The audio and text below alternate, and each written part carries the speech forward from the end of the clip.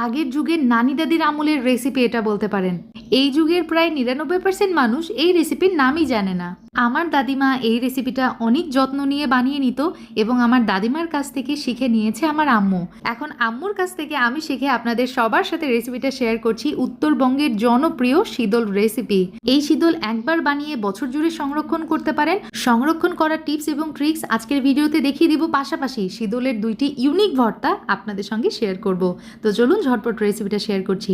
উত্তরবঙ্গের জনপ্রিয় শীতল তৈরির প্রধান উপকরণ হচ্ছে এই কচু শাক। তো আমি এখানে 5 মুঠো নিয়ে নিয়েছি। বাজারে 10 টাকা 20 টাকা করে কিনতে পাবেন আর কি। তো কচু থেকে এই যে আঁশগুলো ছাড়িয়ে, ডাটা থেকে আঁশগুলো ছাড়িয়ে ছোট ছোট পিসেস করে কেটে নিচ্ছি। সেম ভাবে আমি কচুর পাতাগুলোও কেটে নিব। এভাবে ছোট ছোট করে কেটে নিলে যেটা হয়, ধুয়ে নিতে সুবিধা হয়, পাশাপাশি আমি নেক্সট স্টেপগুলো ফলো করতে আমার ইজি হবে। কচুর শাকগুলো কতবার আমি পরিষ্কার পানিতে ধুয়ে নিয়েছি, তারপরে এখানে পানি ঝরতে রেখে দিচ্ছি। বেশি পানি ঝরা লাগবে না, একটু কিছু সময় রাখবো।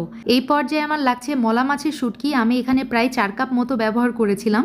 মলা মাছের মাথা এবং পেট খুব সুন্দর করে আমি ফেলে দিয়েছি।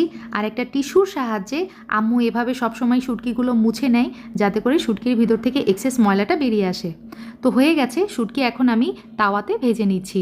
যে কোনো শুটকি আপনারা ব্যবহার করতে পারেন, তবে পরিষ্কার করে অবশ্যই সুন্দরভাবে ভেজে নিতে হবে। এখন এই শুটকিগুলো আমি ব্লেন্ডার জারে খুব সুন্দর করে পাউডার বানিয়ে ফেলেছি। এখন একটা স্পেশাল মশলা তৈরি করে নিব। 2 টেবিল চামচ আদা, 2 টেবিল চামচ রসুন, 2 টেবিল চামচ জিরা, 2 টেবিল চামচ ধনিয়া, সব কিছু খুব ভালো মতো পেস্ট বানিয়ে ফেলছি।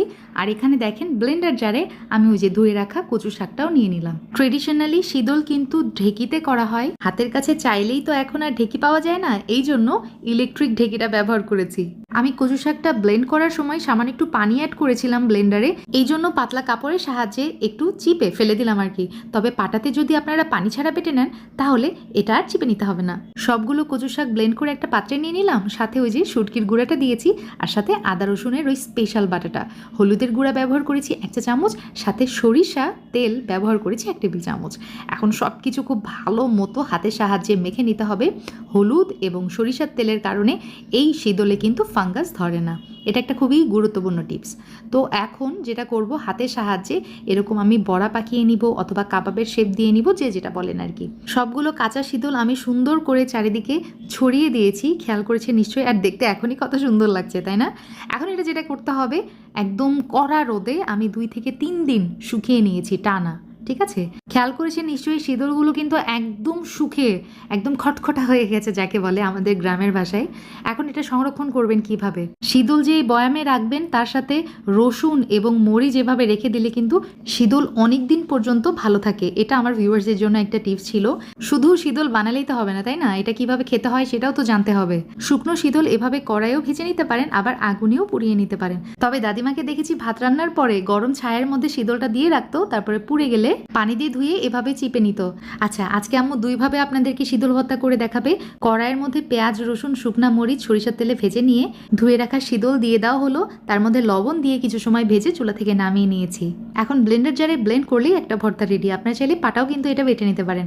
আর আম্মু কাঁচা পেঁয়াজ, মরিচ, রসুন, লেবু এটা দিয়েও কিন্তু এভাবে ভর্তা করে থাকে। এই ভর্তাটা খেতেও লাগে অসম্ভব মজার। শীতল দিয়ে নতুন কোনো রেসিপি যদি আপনাদের জানা থাকে, আমাকে কমেন্ট করে অবশ্যই জানাবেন। তৈরি হয়ে গেল শীতলের আমার 2টা মজার ভর্তা। এর আগে আপনাদের সঙ্গে টমেটো দিয়ে শীতলের ভর্তা শেয়ার করেছিলাম। আপনারা অনেকেই এই রেসিপিটা দেখেছেন নিশ্চয়ই। যাই হোক, আপনাদের রিকোয়েস্টে আজকে আমার স্পেশাল শীতল রেসিপিটা শেয়ার করেছি। আর যারা একবার জীবনে শীতল না খেয়েছে, তারা অনেক বড় কিছু মিস করেছে।